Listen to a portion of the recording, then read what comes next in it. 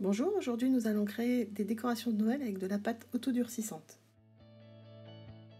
Prenez une boule de pâte, malaxez-la un peu de façon à ce qu'elle soit molle, puis avec un rouleau, donc type rouleau à pâtisserie mais surtout pas en bois, vous aplatissez, vous faites une plaque d'environ 1,5 cm d'épaisseur, pas moins, de façon à pouvoir faire ce qu'on veut avec après. Alors pour le premier, on va utiliser un emporte-pièce, les mêmes que ceux que vous utilisez pour les gâteaux. Donc découpez bien la plaque de pâte.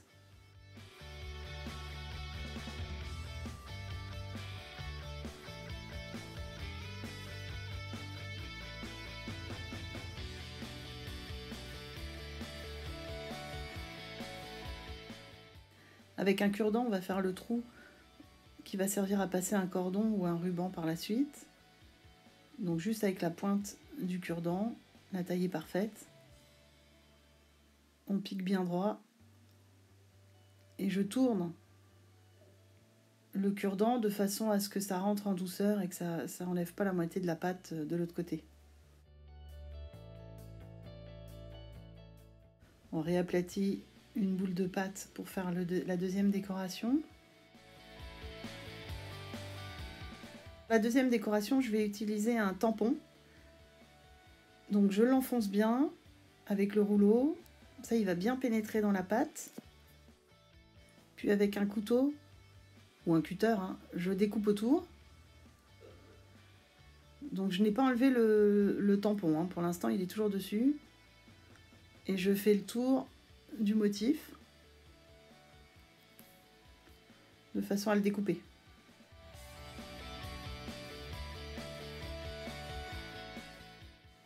Ensuite, avec un cure-dent, je fais rouler le cure-dent de façon à enlever toutes les petites imperfections dues au découpage de la pâte tout simplement. Donc j'ai toujours pas enlevé le tampon qui est dessus. Ça me permet de manipuler le morceau de pâte sans l'abîmer.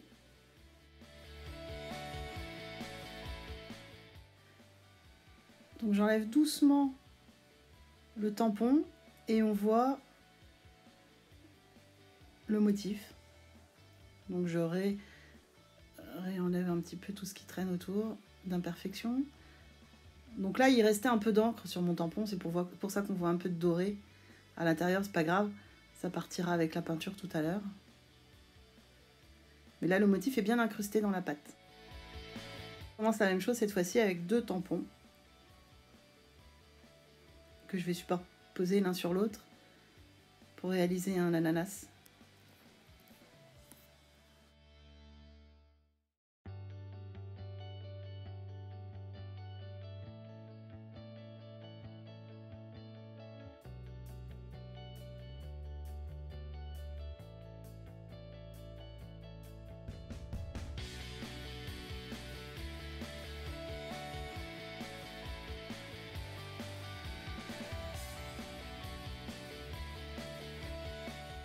Cette fois-ci, j'enlève les imperfections parce qu'elles sont vraiment nombreuses avec le plat du couteau. Donc c'est pareil, je fais en sorte que les bords soient vraiment plats et puis après les angles, je les fais avec le cure-dent, toujours en faisant rouler le cure-dent de façon à pas faire bouger la pâte, juste à aplanir les angles.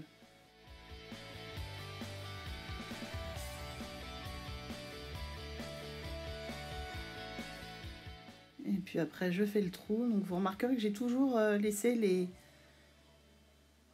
les tampons. J'enlève délicatement les tampons. Donc là on voit c'est bien incrusté, on voit bien les motifs. Alors on les verra mieux tout à l'heure avec le relief. Ensuite on peut utiliser aussi des moules. Donc on prend une boule de pâte qu'on malaxe pour qu'elle soit bien molle. On la met dans le moule, alors ce sont des moules en silicone ou en plastique semi-rigide. Le silicone est plus souple, beaucoup plus souple. Et donc le semi-rigide est pas mal. Par contre, il est plus difficile à démouler sans abîmer le motif. Donc là, je scie en quelque sorte. Parce que si je passe d'un seul coup, je vais arracher la pâte. Donc là, je la scie. Comme ça, j'enlève que le surplus. Et une fois que je suis sûre, voilà, que le motif, que la pâte est bien dans le motif, que c'est bien plat, bien à ras-bord, je démoule. Et là, voilà. Là, en l'occurrence, c'est une tête de Père Noël. Et avec le cure-dent, je nettoie les bords, toujours en faisant rouler le cure-dent, de façon à ce que ça n'abîme pas la pâte. Et le motif surtout. Donc là, voilà.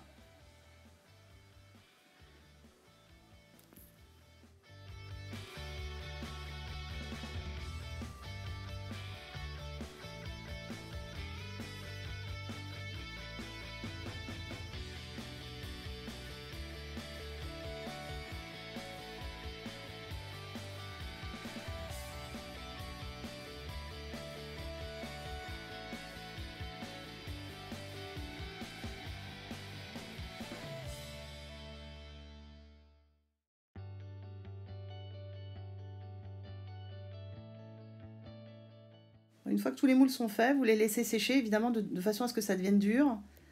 Et une fois que la pâte est complètement sèche, donc vous voyez, je peux tenir tous les motifs sans aucun problème, c'est rigide. Et avec du papier de verre, très léger, le papier de verre, j'enlève toutes les imperfections. Donc je fais en sorte que tout soit lisse, qu'il n'y ait plus de petits bouts de pâte qui dépassent. Maintenant, on va pouvoir peindre. Donc là, je peins avec de la gouache. Celle-ci, c'est de la gouache nacrée de chez Giotto, mais ça peut être n'importe quel type de peinture, bien couvrante par contre, parce que vous avez vu que ma pâte est couleur ciment, donc foncé. Donc il faut que la peinture soit couvrante pour éviter de passer plusieurs couches. Donc soit une couche, soit plusieurs couches. Vous attendez que ça sèche évidemment entre chaque couche.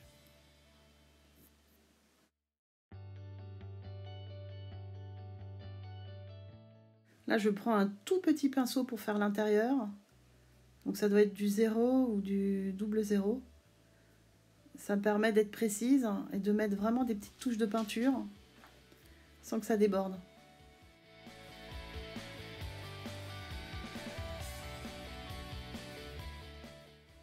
Alors pour peindre uniquement sur le relief des écritures, là, il faut que le pinceau soit vraiment très très léger. Il faut à peine poser le pinceau sur le relief.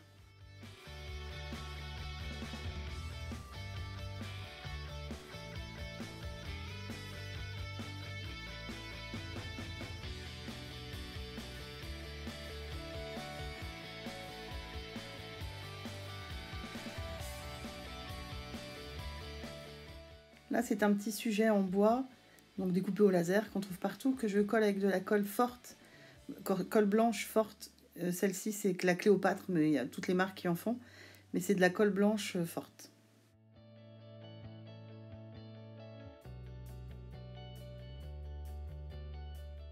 Voilà quelques décorations de Noël, faciles à réaliser et originales. À bientôt et joyeuses fêtes!